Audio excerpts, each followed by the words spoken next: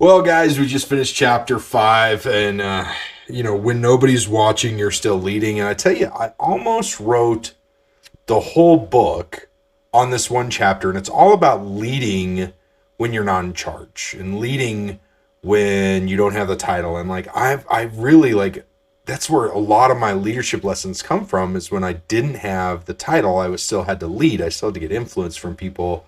And that's one of the things that I think that is lost in a lot of leadership is that we we think we just deserve the title. We think we just deserve the following, like no matter what. And so I kind of want you to understand that and hear that. Like this principle, this chapter five is like the entirety of the book, right? And there's so much more to this, but like one of the questions that I have is I read this is like, what is leadership to you? Like I know what it is to me, but like what is it to you? Like what does it look like to you? What does it mean to be a leader? What does it mean to have followers? What does it mean to be in charge? What does it mean to be a leader to you? And I really want you to think about that a little bit as you continue moving forward. And like that kind of leads me right to this next question. If you are a leader, are you bragging about your leadership or are you living it?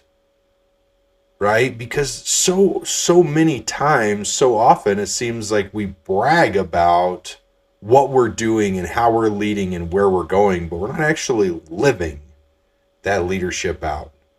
We're not actually like living our calling. And I think a lot of us don't really understand that we earn our calling in the shadows. That's where everything is built. It's built when it's dark. It's built when nobody's watching. It's built in the times where we're grinding through the hard part. And God learns, what he can trust from what we build in the shadows before we get on the spotlight, right? And I think a lot of times we don't necessarily realize that. We don't understand that. Real world leadership is built in the moments that nobody sees. Like that's just the truth. You're going to build leadership all the time, but it's what happens when nobody's watching. What happens when you're not on stage, when you're not being critiqued, when you're not being followed around. That's when true leadership is built. And that's just something that's like crazy to think about. How often have you thought that, oh, I'll be successful when, and you set an expectation there, and if you're anything like me, you've achieved that expectation. You're like, oh, nothing feels any different. I'll be successful when I sell 1,000 books. I'll be successful when I sell 10,000 books. I'll be successful when I sell 1,000,000 books. I'll be successful when I sell 10 million books.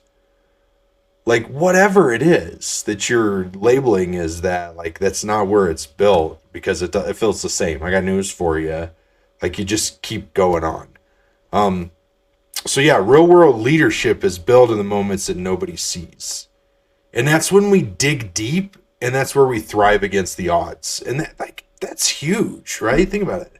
How many leaders, how many people do you know that have beat the odds, right? Like I can think of a whole bunch of people and they go back and they tell you their story and there's some psychology in that, don't get me wrong, but like they go back and they tell you their story. Boom, boom, boom, boom, boom. This is what happened. I was horrible. Then I got worse. Then I got even worse. Now I'm better.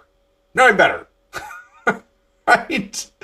But they had to make that turn. They're built in the shadows and they had to dig deep and really dig those roots in and hold on strong to that. The other thing that I want you to think about is leadership isn't about perfect conditions.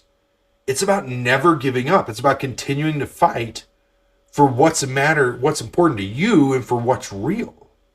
So many times as people, I think we get lost because we want leadership to be perfect.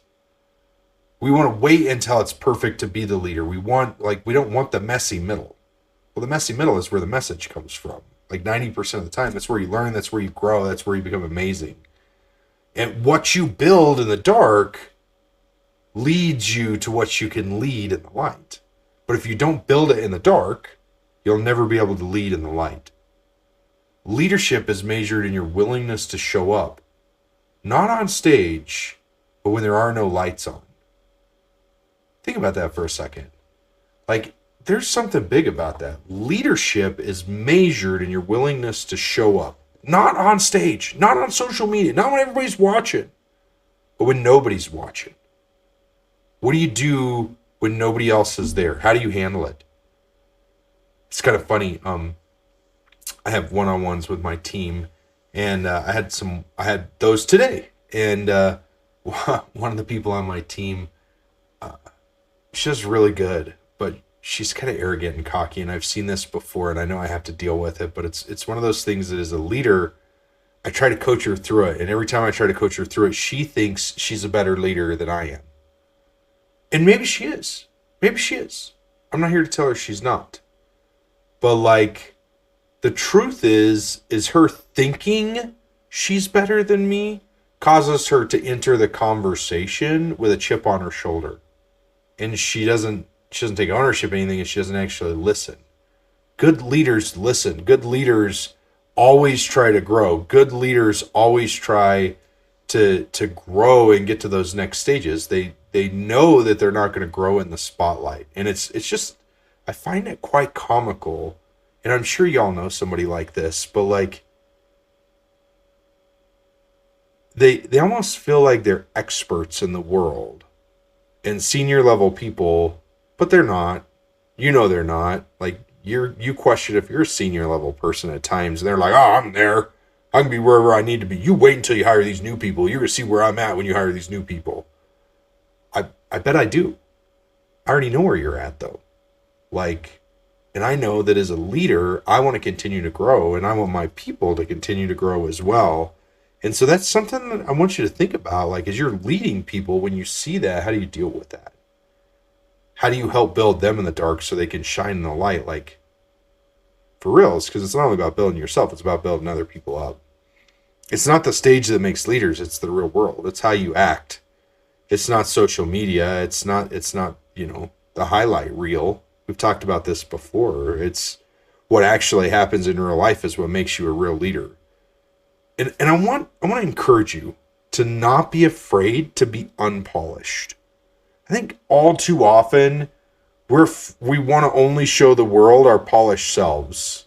Well, the truth is if I showed up in a suit and tie every day and I was super polished and never said anything wrong, and didn't say freak or crap or any other bad word that might come out of my mouth, and I don't stumble over words like I just did there, like it almost takes away my being real, right? You can't relate to me. I'm no longer relatable because I'm perfect. So don't be afraid to be unpolished. Always be positive, but don't be afraid to be unpolished. Okay? Lead to help, not to be recognized. I think a lot of people in this world that get the title of manager lead to be recognized. They want to be the person in charge. They want that recognition. They're not doing it to be helpful. They're doing it because they want the title. And that's something to think about, right? Are you that person?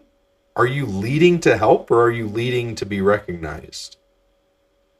Are you speaking life to people, or do you only speak life to them whenever somebody else can see it? The Bible says, don't let your right hand know what your left hand is doing. When you do good, do it with no intentions, not to get credit for what you did. Don't go tell people, hey, this is what I did. This is where I'm going. I had somebody the other day, they're like, oh man, I got to go pick up my new car tomorrow. Oh, okay, cool. That's great. Well, it's new to me, it's used, but I'm giving my kid my old one. Amazing. That's such a great thing, but you just lost all credibility because you're now bragging about what you're doing instead of just doing it. I'm like the exact opposite personally. I don't tell anybody what I'm doing in my real life. Like everybody knows what I'm doing in my real life because I talk about it here, but I don't do it in a bragging status. I do it on my podcast Forged. I do it in live events, but it's not bragging about it. It's like you've got to be able to do these things in order to move forward, but I'm not doing it to like brag about it so people know where I'm at or what's going on. It's like I do it as a lesson, if that makes any sense. That's speaking life without needing a microphone. Okay? Are you doing that? Are you doing that for your people? Right? Do you show up when it's inconvenient? Or do you only show up when it's convenient for you? Well, I work 9 to 5. If it doesn't happen between those hours, I'm off. I have a great work-life balance. Nobody can find me after hours.